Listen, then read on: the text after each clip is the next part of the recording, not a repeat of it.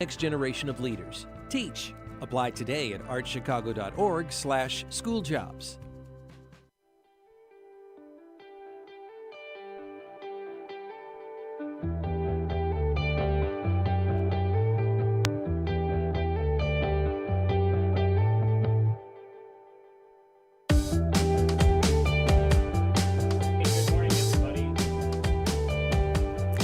Welcome to the Voice of Charity. I'm Phil Zepeda, here along with my colleague, Katie Bredemann. Good morning, Katie. Good morning, Phil. Hey, we've got a wonderful show for you this morning. We welcome you all, everyone that's listening to the Voice of Charity, every Tuesday morning here at 8:30 on WNDZ, 750 AM, and our live stream at the same time on YouTube and Facebook at Catholic Chicago. We hope everybody had a Memorial Day weekend. We're coming hot into it after this Tuesday, after this long weekend on this Tuesday morning, and we're honored that we all had the opportunity to pause and honor the memory of those who died in service to our nation. And today, we're discussing another topic that's front and center for us at Catholic Charities and center in the news lately, and that's our city's efforts to care for asylum seekers who are continuing to arrive here in Chicago and needing all types of help. You're so right, Phil. It's a really critical issue for us here at Catholic Charities. According to the website for the city of Chicago, more than 8,000 men, women, and children have arrived here in Chicago since August, seeking asylum. Most of them from Venezuela, but others are from Africa, Europe, and the Middle East. They're all seeking safety and opportunity here in the United States. Previously on The Voice of Charity, we discussed how the Archdiocese of Chicago is coordinating a Catholic response across Cook and Lake counties to assisting the asylum seekers. In addition, Catholic Charities has been working nonstop with the City of Chicago and other human service organizations to do what we can to address the ongoing need for shelter, food, and medical care. Our Tuesday night suppers at Vincent Hall at 721 North LaSalle Street is just one of the ways that we meet asylum seekers, offer them food, and offer our other opportunities of assistance to them. So with us to discuss how our Tuesday night suppers have pivoted in recent months to assist the asylum seekers and continue that care and compassion that happen every week at Catholic Charities are two of our great friends, Mary Anzilotti, who's the Senior Vice President for our Immediate Access and Basic Needs Impact Area, and Noreen Russo, who's the Associate Director of Special Projects and a dedicated leader for our Tuesday night suppers. Mary and Noreen, good morning. Good morning. We're so glad to have you guys here. So thank you so much for joining us this Tuesday morning. So let's give our audience just a general shape of what the Tuesday night suppers are. Mary, remind us of the history of Tuesday night suppers and where it all began. Yeah, so since about 2001, with our partners, Chicago Health Initiatives, Holy Name Cathedral, and First Presbyterian Church, Catholic Charities serves hot meals in Vincent Hall 5 nights a week. And remember, Vincent Hall's at 721 North LaSalle Street in Chicago.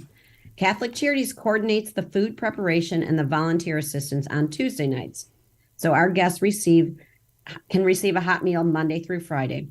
Our guests, many of them are homeless, can sit down for a meal, or they could decide to pick up and go.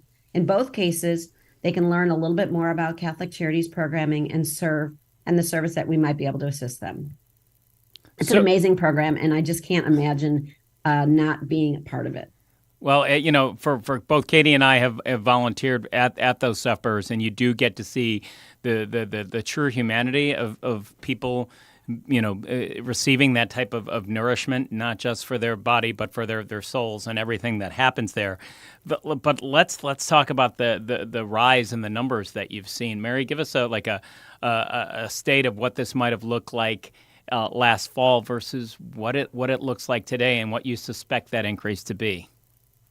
Yeah, so for both sit down and take out total numbers, we used to serve around 130 people. And this last couple months, actually, we've been up to around 225 to 250, and sometimes even pushing that number even a little bit higher. It's just incredible, the people in need. So you that's what we believe to be, or know to understand, is that those are asylum seekers that are now joining those supper lines outside of 721 and coming in for the meal service, right?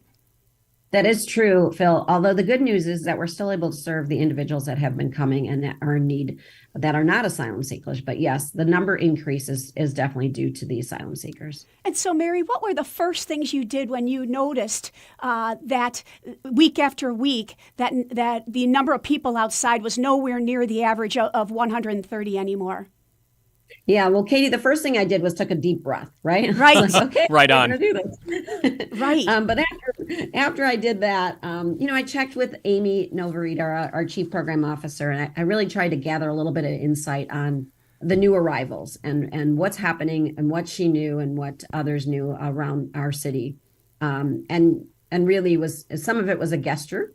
And others was like brainstorming. So then we just pulled together the Tuesday night team and we brainstormed, and Noreen was a part of that brainstorming on how do we serve better, how do we make sure that the food is served hot and well.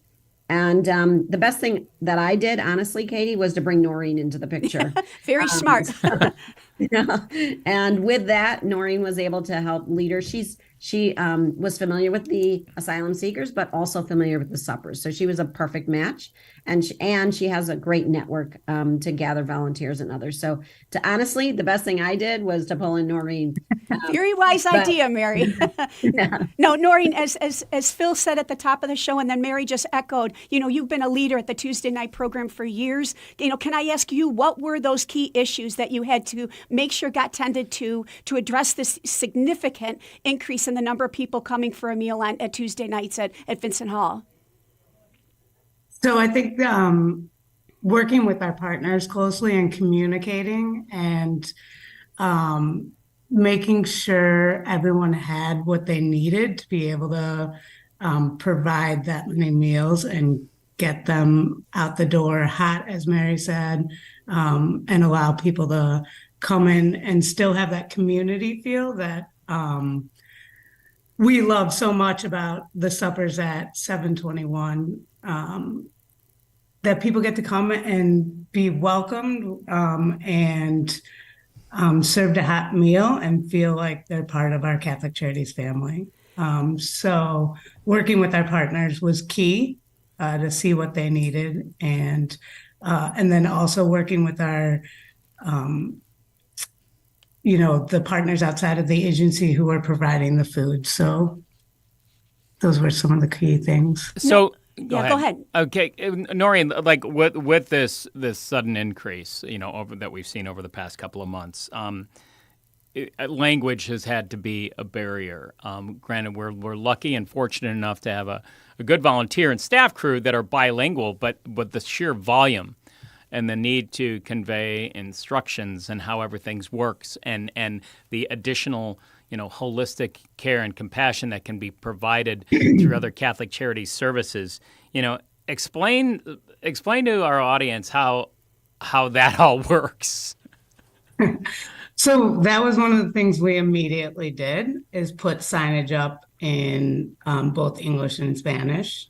And then we tried to get as many staff members as we could that spoke both English and Spanish to be involved with the suppers. We read all the guidelines and welcome people in both English and Spanish. And we have helped provide that for every night, not just Tuesday night, and helped, each partner is getting as many people as they can that speak both English and Spanish, but we've also helped when they are in need of that as well.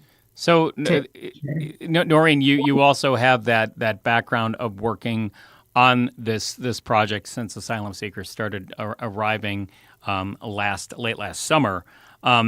There's been this welcoming responsibility that the Catholic Charities staff and volunteers have had. And one of the pieces that has been central to that is helping with the travel arrangements for asylum seekers that are arriving in Chicago, connecting them with other family or relatives that are in the United States. Talk to a little bit about that service, which is really outside of the Tuesday night suppers, but I know that you've got a background on that. Sure.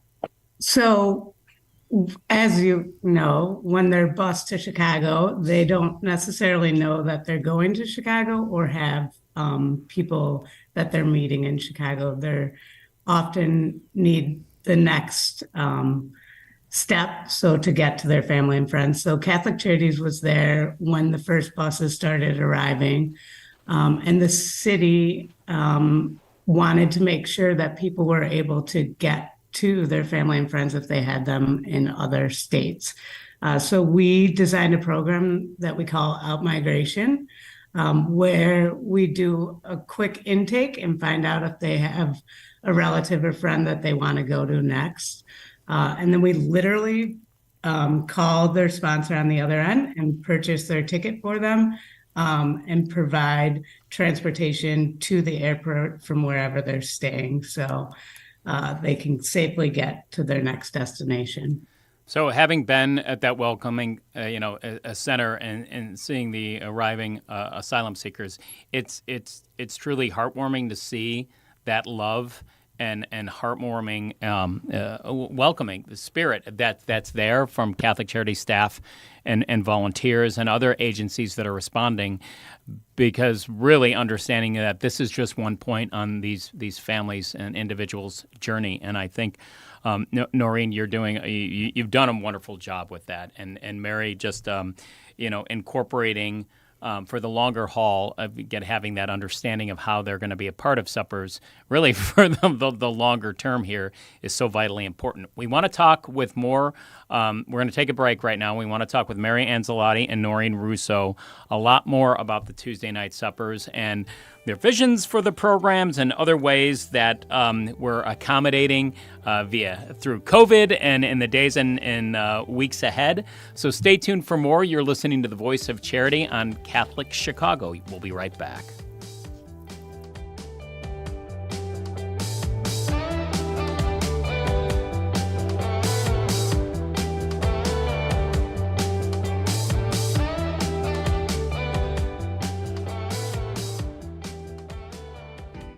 We are hiring. Catholic Charities of the Archdiocese of Chicago is looking for mission-driven individuals who want to help make a positive difference in the lives of people in need throughout Cook and Lake counties. Be part of a diverse, talented team of professionals in the largest human services organization in the Midwest.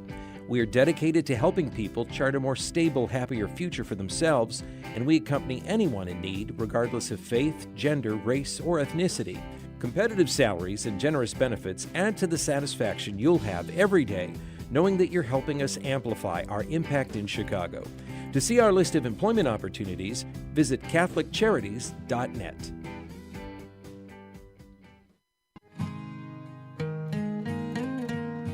I am a seminarian. The Church needs compassionate and well-trained priests to help guide each of us through life.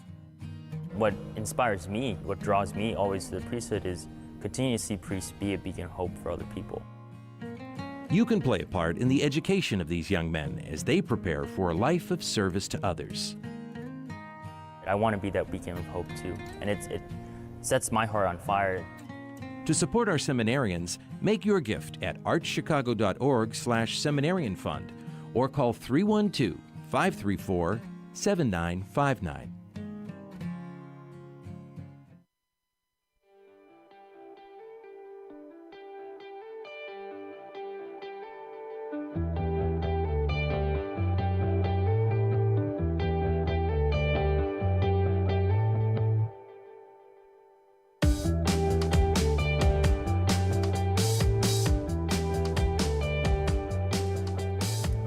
Welcome back to The Voice of Charity. I'm Katie Bredemann, here with Phil Zepeda today, and it's our great pleasure to be here with Mary Anzilotti, Catholic Charities Senior Vice President of Immediate Access and Basic Needs Impact Area, as well as Noreen Russo, who is Associate Director of Special Projects and one of the lead organizers of our weekly Tuesday night supper. And we're talking about the many ways Catholic Charities is responding to the influx of 8,000 plus men, women, and children, asylum seekers to Chicago since late last summer. And Mary and Noreen, Noreen, before the break, we were talking about how the Catholic Charities Network soon comes into play, right?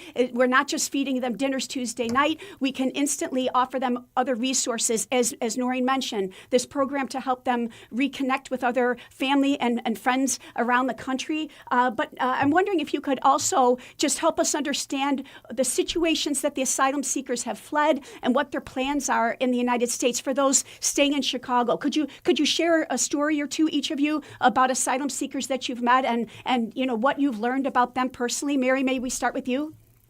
Sure. They're coming from lots of places, as we said in the beginning, but many are Venezuelan. And as they come, they're just such I've met so many wonderful families, and these families are fleeing situations that just we couldn't even imagine. And when they come here, they're so grateful, and they're so grateful for us and the services and the food that we provide. And many of the little kids now, they come up and fist bump me, and they have smiles on their faces, and I can only imagine that a few short weeks ago they were struggling and did not have smiles on their faces. And I know that's just a quick little story about the situations they haven't shared a ton with me exactly but they've said a few things, and you could just see the smiles on their faces now compared to where they were. Yeah. Noreen? Yeah, I think, Mary, unimaginable is a great word to describe their journeys. And we've heard that, obviously a lot have walked and they have little kids, and it was treacherous, and I'm sure they saw things that we would never want to see or have our kids see. But just the joy in the room at the supper, and the joy of seeing the community that has developed in downtown with our individual guests and our family guests coming in and eating together brings a smile to everyone's face. So it's amazing to see. Yeah. Noreen, remember that one family that told us that they walked 4,000 miles? They walked 4,000 miles with their family. And, my nephew is walking the Pacific Trail, which is 2,600 miles. And I'm like, why? Why would you do that? And this is like an enjoyment for him, and he's seeing beautiful things. But this family that walked 4,000 miles were not seeing beautiful things as they were walking. And they were not knowing when their next meal was going to come from, or they didn't know if they were going to live through this. But can you imagine 4,000 miles to walk with family and small children? Well, and as I said, the two of you are that instant connection to the Tuesday night suppers, which was the immediate need, right? They're all hungry at that time of day. But you're also a wonderful introduction into the wide network of programs and services that Catholic Charities can offer them in addition to that hot meal. Could I ask you each to speak a little bit about ways that you have talked with people, heard their needs, and then instantly made a phone call or an email or two to connect them to additional services? Again, Mary, may I start with you? Sure. I'll tell you one quick one, which is one Tuesday night supper. We were cleaning up. Almost all the guests had moved on, and there was one guest still sitting there. And I went up to Noreen. I'm like, Noreen. And she says, oh, well, the person does not have a place to sleep tonight. So we are connecting her to a place to sleep. So that's my quick version. But my second story is that many of the new arrivals wanted to go to church. Well, we're Catholic Charities, right? And we have a chapel in our building. And next thing you know, Noreen says, Father Wayne is going to hold Mass for us. And I said, that's wonderful. That day, the chapel was full, not a seat in the house. And Father Wayne was incredible. But interestingly enough, many of the people did not go up for communion. And so we asked the question, what's the reason you didn't go up for communion?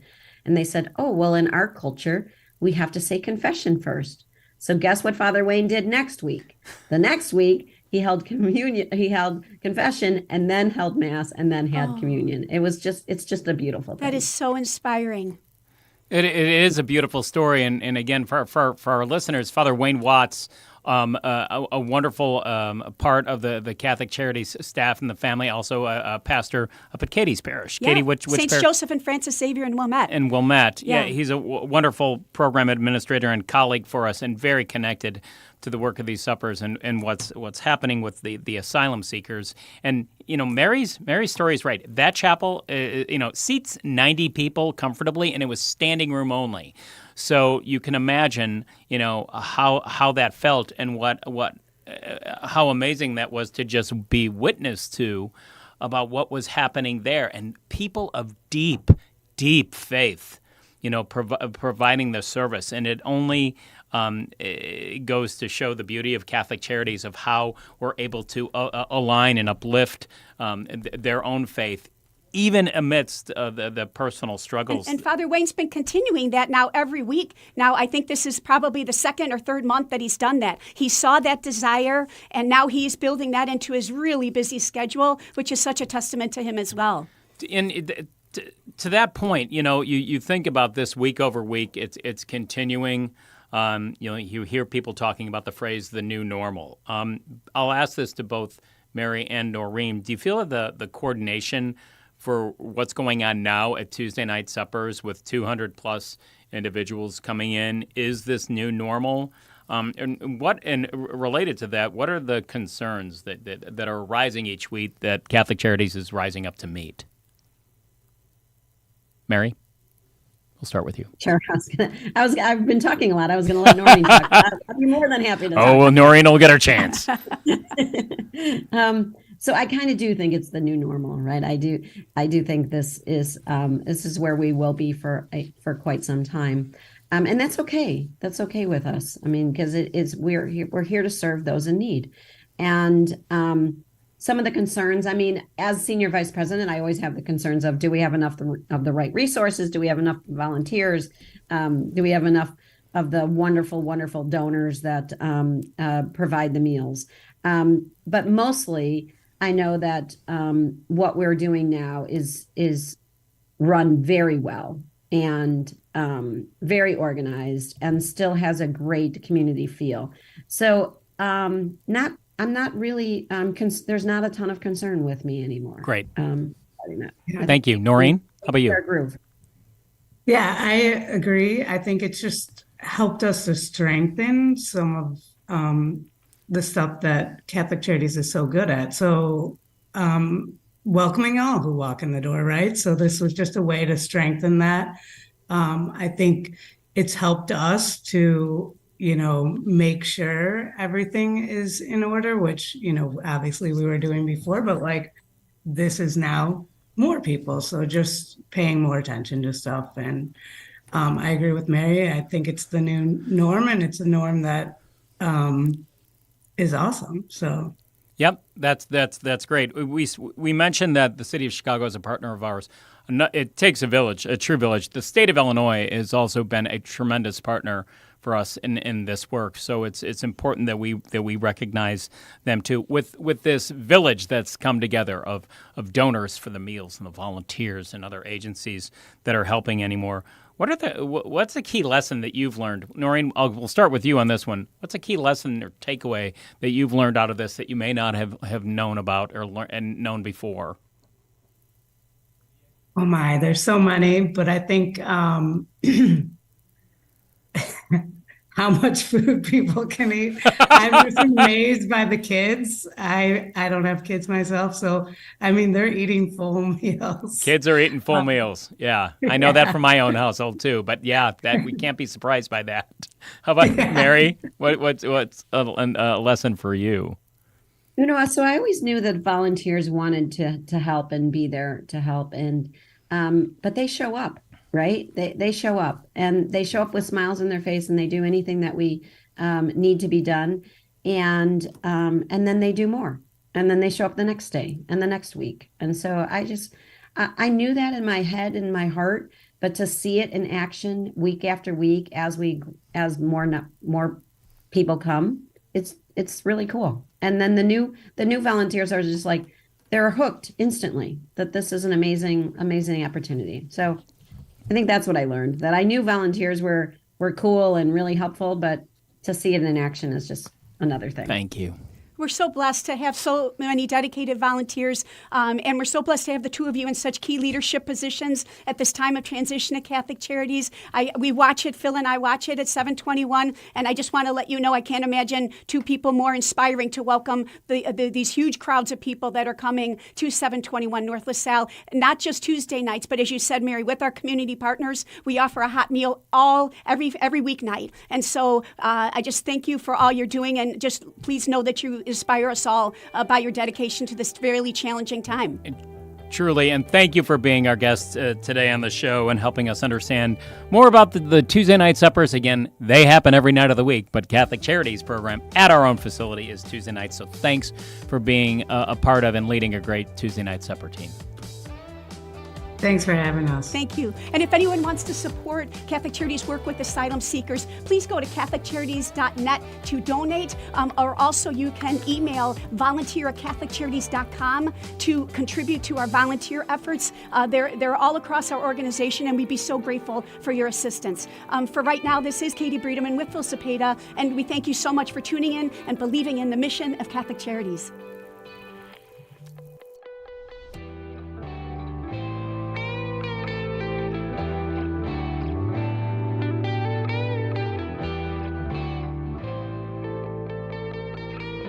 Join us every Monday through Friday at this time for Catholic Chicago. You can stream our programs live or listen to past programs by visiting our website, archchicago.org, and clicking on Radio TV. And please connect with Catholic Chicago on social media.